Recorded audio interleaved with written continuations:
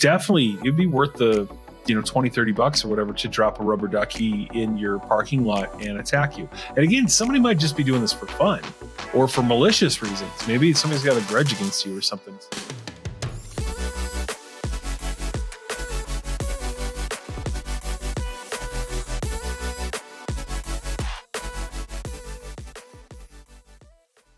All right, Travis. So I'm walking around. I'm in a park. Let's say I'm in a park or a coffee shop or something. And I look and I see a flash drive on the ground. It's not mine. I don't recognize it. Should I take that flash drive, pick it up, and plug it in my computer? Is that a good idea? That's where we're going to start our topic for today. Okay, yeah.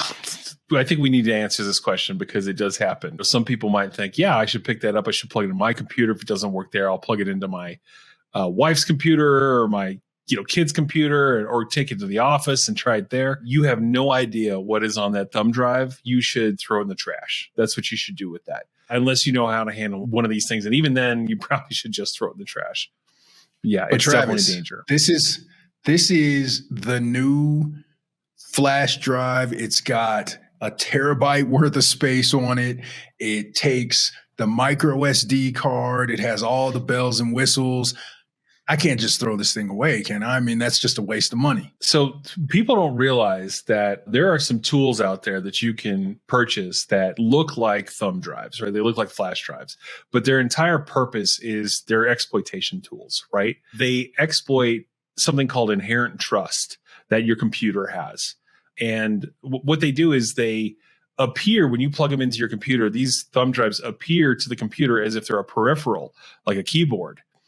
And then they start typing away as a keyboard and running commands on your computer. And the reason why this can work is that inherent trust is something that's necessary for the concept of plug and play to work, right? The idea that you go buy a piece of equipment, a keyboard, a mouse, you plug it in your computer and it starts working automatically, plug and play. That's because computers have to believe that keyboard is a keyboard. If you can engineer a thumb drive to pretend to be a keyboard, the computer says, okay, I believe you. And then when the typing starts happening, it assumes that there's a human on the other end of that keyboard doing the typing. And these devices are called rubber duckies.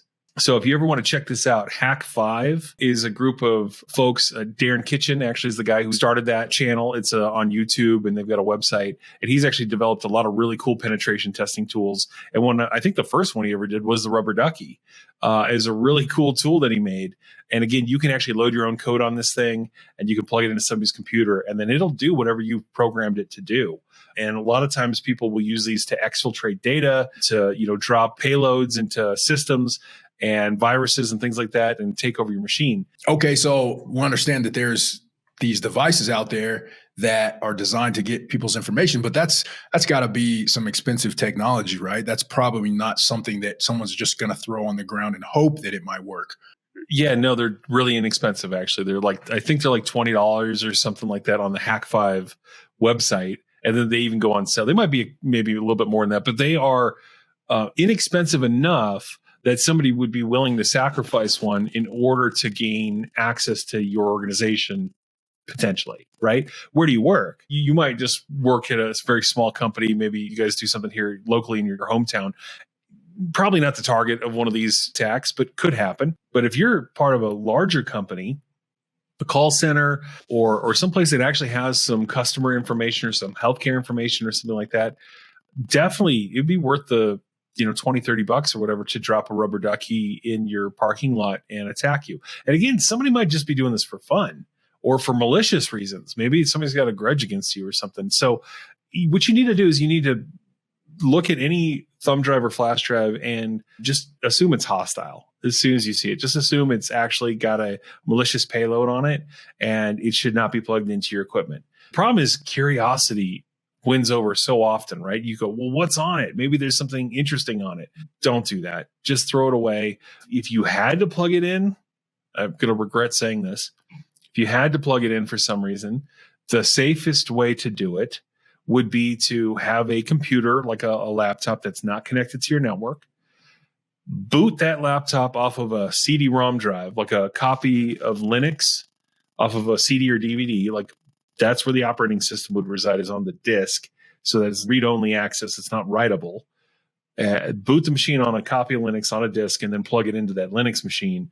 And then you can investigate it from there. There's tools you could use to investigate it from there that would tell you more. But your average home user or person or business owner who's watching this video, probably not going to be comfortable doing those things. But that's the only way to analyze that thumb drive safely. Because more than likely, if you find that on the ground and it's that important that you are going to go through all those steps, you're probably going to have somebody or a team of people who will know what to do that you can kind of pawn that off on. Hey guys, thanks for watching the video. If you're enjoying it, please hit the like button. Don't forget to subscribe, and also click that notification bell so you know when our next video comes out. Now back to the video. Definitely do not pick it up and start plugging it in. Don't take it into your work computer. Like if you must find out what's on it, go do that at home. Don't get fired over this. You know what I mean? Lots of companies have systems in place, tools in place that can actually detect whether or not a thumb drive has been inserted. Sometimes they can have, or they do have, conditional access and other policies in place to prevent peripherals from actually being plugged in and turned on. That's a really smart thing to do in certain environments if you really want to harden your network. So why I'm saying that is, yes, maybe they're protected against it, but also maybe they can detect that you've done it. And that could be a problem. You know, you may not know. It may say in your employee handbook, you're not going to bring in thumb drives and things like that and plug them in at work. And you may have forgotten that it said that. And now you go check out what's on this thing. You've violated the policy at work. And even if it's benign, what's on that thing, you might now be in trouble because it appears from the IT team like you were doing something, you know, potentially dangerous, careless, reckless. So just don't do that. Pick it up, throw it away. You need to understand that these devices exist and that people do use this method fairly commonly to attack. Really common place where this happens, by the way, is at conferences.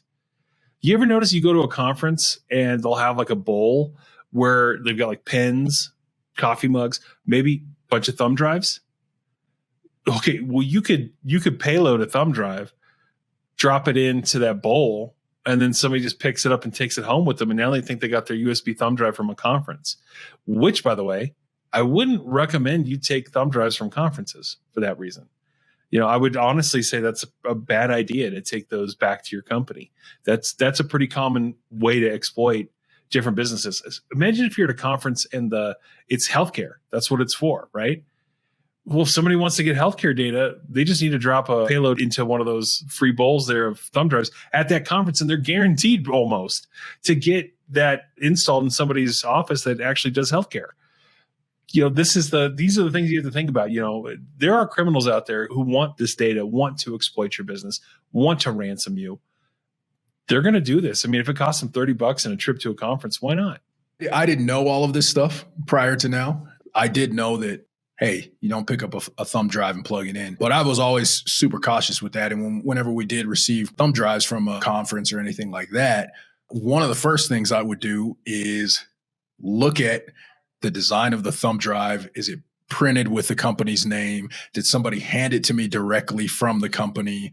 Those type of things. As far as like picking something up out of a bucket, that increases your risk. And, you know, if it's just a plain old normal black thumb drive with no company logo on it, those are kind of things that might help people as well. Better safe than sorry, but at least, you know. Yeah, you might be overcoming, you know, maybe there's some carelessness out there, right? Like, because like the rubber ducky, you know, can have the ducky sticker on it, but it doesn't have to. And there's ways to you can pull the element out and disguise it in somebody else's casing. So I appreciate what you're saying, which is, you know, do you know who gave it to you? Great question. Like, do you know the person who's handing this to you? That should increase your trust, right? There's got to be a reasonable amount of trust in most or some businesses with regards to this. But in other businesses, there shouldn't be any trust, right? I mean, obviously, if you were a defense contractor, they're not going to let you do that, right? They're going to lock that down. If you're in medical, you shouldn't be doing that, right? There's certain places you shouldn't be doing this at all. But maybe you are a website designer or you do video editing or something like that, and you are receiving files from people to work on. Well, do you know the person who's giving it to you? That should be the first place to start.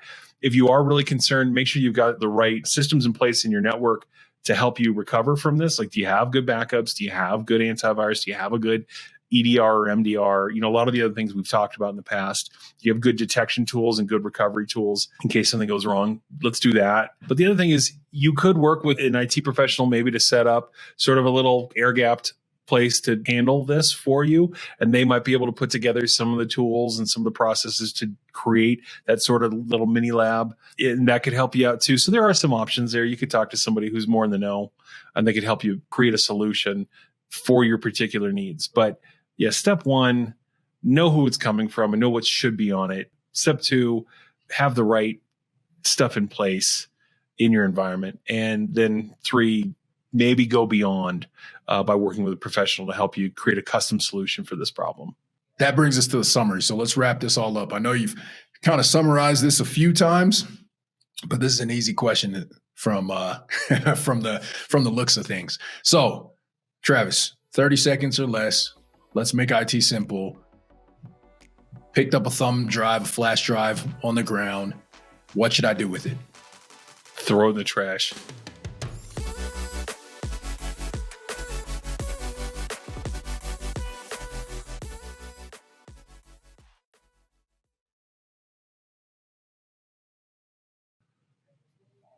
Done. That's what you should do with it. Throw it away. That way somebody else doesn't pick it up. Just get rid of it.